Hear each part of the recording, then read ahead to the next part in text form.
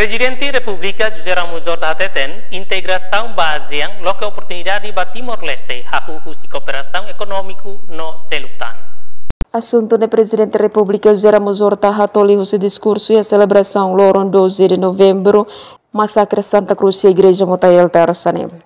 Presidente apela para o insight Timor-Leste a investir em formação profissional, técnica no acadêmica, que permite a participar em espaço regional e dane.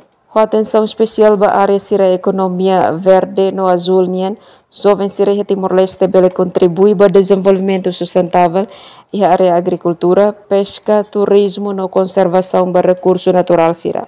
Presidente Hateten sira nebe hola parte e a diaspora Timor-Wang no contribui ao compromisso, sacrifício no dedicação para moris dia família nian, lihusi remesa financeira. Emerenciana Pinto, Estel News.